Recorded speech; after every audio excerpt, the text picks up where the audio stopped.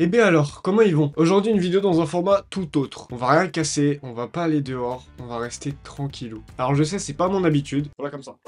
Mais aujourd'hui je vais vous raconter mon parcours dans la photo. De A à Z, de début jusqu'à la fin, de il y a 6 mois à aujourd'hui, tout quoi. Avant de commencer, n'hésite pas à t'abonner, à mettre un petit commentaire pour dire ce que t'as pensé de la vidéo. Et puis moi je te laisse avec la suite. Repartons un an en arrière, septembre 2023. Ça vous rappelle rien? Septembre 2023. Qu'est-ce qu'il est fort. Il faut savoir qu'avant j'étais en BTS. Rien à voir avec la photographie, j'étais en BTS métier de l'eau. Tout est dans le nom, j'ai pas besoin d'expliquer. Et j'étais donc en alternance dans ce BTS. Au début tout se passait bien, et puis je me suis vite rendu compte que ça me plaisait pas forcément. J'ai toujours apprécié la photo, mais de loin. C'est-à-dire qu'à aucun moment j'aurais pu penser que ça pouvait devenir un métier. Donc le temps passe, puis il y a cette envie de changer, de tout lâcher qui commence à prendre le dessus. Et donc en septembre 2023, je décide de tout arrêter. Donc du jour au lendemain, j'arrête clairement mes études. Alors c'est vrai que ça peut faire peur, ce que je comprends et c'est tout à fait normal, même moi au fond de moi j'avais un petit peu peur. Mais d'un autre côté, c'est un soulagement parce que tu sais que tu vas faire ce que t'aimes. Puis j'ai eu de la chance parce que j'ai été formé rapidement par un photographe qui s'appelle Rafa HDR.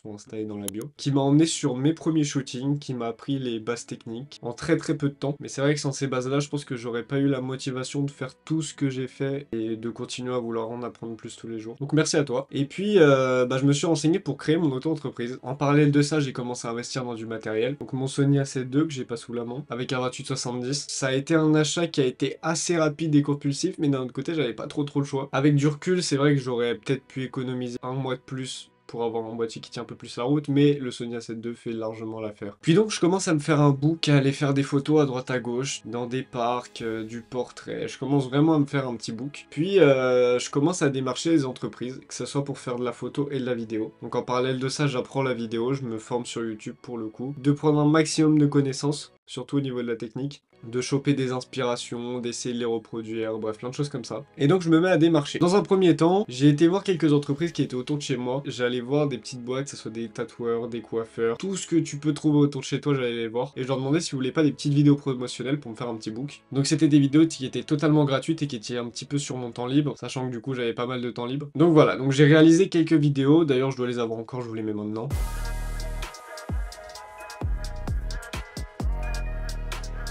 Et puis donc en parallèle de ça, comme je dis, je lance mon auto-entreprise. Et c'est vrai que c'est un petit peu compliqué quand t'es jeune et que tu veux te lancer là-dedans, parce que t'as plein de choses à connaître complexes quand t'es jeune, t'as jamais appris ça à l'école, tu vois. Et c'est vrai que c'était un petit peu compliqué au début. Encore une fois, j'ai bien été formé, donc en vrai ça a été. Et puis du coup, j'ouvre mon auto-entreprise. Et puis je commence du coup à faire mes premiers shootings rémunérés, mes premiers clips musicaux, mes premières vidéos promotionnelles pour des entreprises. Et après, tout s'enchaîne un petit peu vite. Quand je dis tout s'enchaîne un petit peu vite, c'est qu'en parallèle de ça, je me suis lancé sur les réseaux pour montrer un petit peu ce que je faisais et essayer de débarquer un petit peu dans ce game-là de la photographie sur les réseaux. Et je me suis vite rendu compte que c'était un petit peu un concours de... C'était vraiment... Moi, je suis plus fort que tout le monde, moi, je suis plus fort que tout le monde. Et quand t'arrives là-dedans, tu te dis, mais c'est quoi ça, tu vois? Tu te retrouves un petit peu paumé au milieu de ça, j'ai pas du tout apprécié la manière de penser, la manière de faire de certains photographes sur les réseaux sociaux. En ça, je peux comprendre, c'est un petit peu la course au client pour tout le monde, mais d'un autre côté, quand t'as un nouveau qui arrive dans la photo, faut pas le faire fuir, par peur qu'il te prenne tes clients, faut justement l'aider et lui transmettre un petit peu ton savoir et comment t'en es arrivé là aujourd'hui. Donc voilà, donc je débarque un petit peu dans ce milieu-là, les réseaux sociaux, puis mon compte prend très vite. J'ai eu la chance de faire pas mal de petits shootings sympas avec des personnes un petit peu connues sur les réseaux, et ça m'a fait un petit peu exploser mon compte. Et donc du coup, je commence à me faire un petit nom sur les réseaux sociaux, en rapport avec la photo, et je trouve ça cool. Je trouve ça cool parce que je reçois des DM, je reçois plein de messages, on commande de plus en plus et on like de plus en plus de publications sur Instagram, pareil pour TikTok. Et je me dis, ok, genre là, commence à pas à peser parce que c'est rien du tout en vrai les followers. T'as une personne derrière chaque chiffre, c'est assez gratifiant de voir qu'il y a autant de monde. Aujourd'hui, on est 40 000. D'un autre côté, c'est vrai que TikTok aujourd'hui, si je devais en parler, c'est en train de partir en podcast, hein. Pour moi, les abonnés sur TikTok, c'est pas des vrais abonnés comme tu peux avoir sur YouTube. Pour moi, YouTube, chaque abonné est super important. T'as vraiment une personnalité derrière chaque abonné YouTube, alors que sur TikTok, c'est plus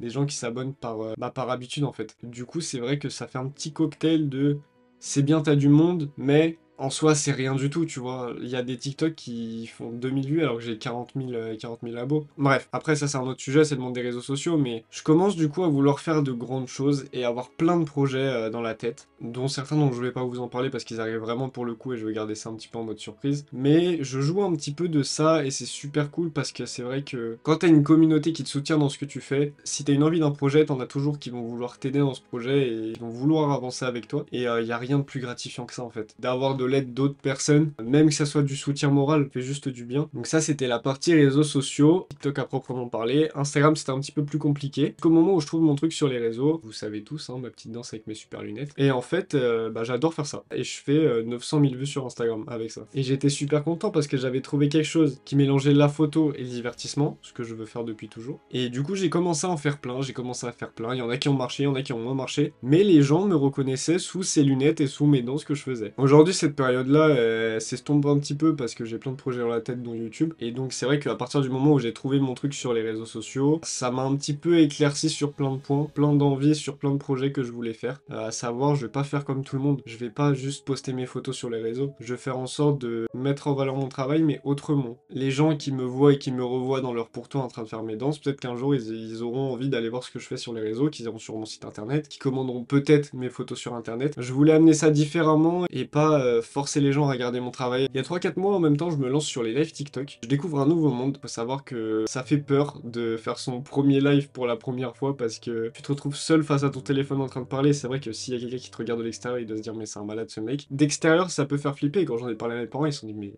ils sont malades ces gens, pourquoi ils te regardent faire ça, tu vois. Et les lives au début, c'est quelque chose de assez convivial, mais t'as principalement que tes abonnés quand tu commences les lives. Et au fur et à mesure du temps, tu vas avoir d'autres personnes qui vont tomber sur ton live et qui vont commencer à mal parler, tu vois, c'est les premiers haters. C'est vrai que sur le moment, quand on te dit des trucs et tout, tu peux le prendre mal, mais avec du recul, en fait, j'ai jamais eu du mal avec ça. J'ai jamais eu du mal avec les personnes qui me critiquaient ce que tu faisais. Pour moi, je le prends comme une sorte de jalousie et c'est un truc qu'ils ont enfoui en eux, qui les fait sentir vraiment inférieurs, qui les fait sentir mal en fait tout simplement. Et en vrai c'est triste quand tu y penses, d'être obligé de rabaisser les gens qui osent et qui ont envie de créer du contenu, parce que eux n'ont pas justement le courage de le faire. Donc t'as tes premiers haters, et puis tu soudes ta communauté, t'as de plus en plus de monde qui rejoint. Je vais pas parler de l'agence, ça sera peut-être le sujet d'une prochaine vidéo, je sais pas si ça vous intéresse. Ah, c'est vrai que j'ai beaucoup divagué sur les réseaux sociaux, mais en parallèle de ça, du coup, je continue mes petits contrats à droite à gauche, que ça soit dans la photo ou dans la vidéo, et même dans le montage. Alors faut savoir que le but c'est d'être le plus transparent avec vous, c'est vrai qu'il y a des mois où ça peut être compliqué, tu vas avoir des entreprises qui vont pas avoir besoin de toi. Si tes 3 entreprises avec qui tu bosses habituellement n'ont pas besoin de toi ce mois-ci, bah tu fais un mois à zéro en fait. Donc c'est pour ça qu'il faut être prêt à rebondir dans chaque situation et à tout moment en fait, parce que si jamais tu te retrouves avec 0 client pendant un mois, bah ouais, à la fin du mois t'as rien quoi pour vivre. Donc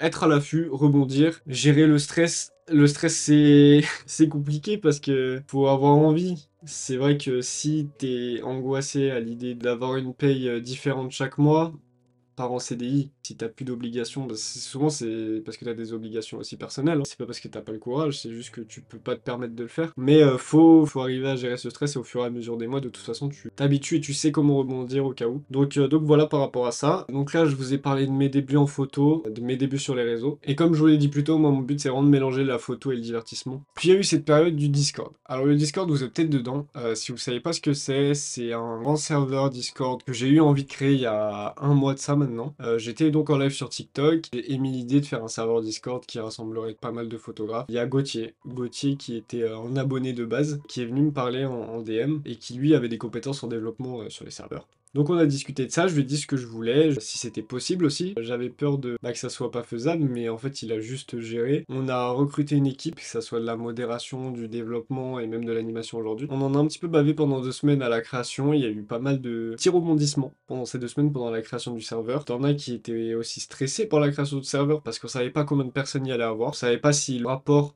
temps investissement était bon. Il y avait plein de choses qui faisaient qu'on était incertain du résultat. Je devais un petit peu masquer moi ce stress par rapport à eux. Au pire, si jamais ça va pas, bah il y a d'autres solutions, il y a ça, essayer de rebondir. Mais c'est vrai que quand tu masques tout ça, quand le serveur il sort et que tu vois que pas mal de monde qui rejoignent, tu souffles. Et toute cette pression que t'as accumulée pendant 2 semaines que t'as pris, blanc. Donc on crée ce serveur Discord qui aujourd'hui est toujours disponible. D'ailleurs le lien est dans la bio si tu veux rejoindre. Sur ce serveur, en gros, le but c'était d'éviter en fait ce que j'ai eu quand je suis arrivé dans le monde de la photo sur les réseaux sociaux, à savoir un milieu de requins. Du moins d'atténuer ça et d'accueillir les nouveaux comme il se doit et pas avec une hache et un piolet. Donc si t'es débutant, n'hésite pas à rejoindre, franchement ça peut être que bénéfique. Fais des rencontres.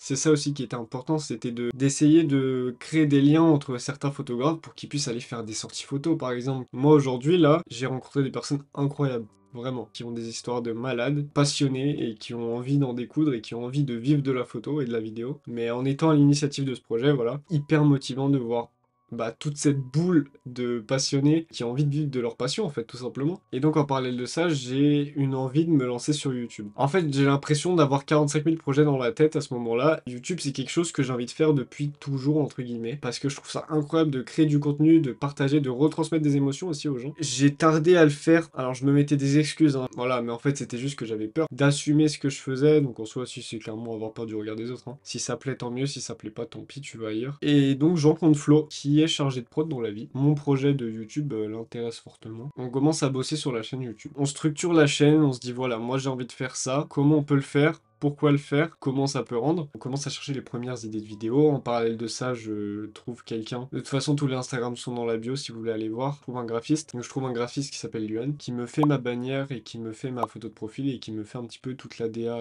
artistique de la chaîne. Petite animation à la fin aussi, c'est lui. Bref, si vous voulez des choses de ce type, de toute façon, je vous mets son Insta. Je vous laisse le contacter sur Instagram. Donc voilà, plein de projets qui arrivent par rapport à YouTube. Il y a des gros projets, des plus petits. Et puis voilà, je crois que j'ai fait le tour.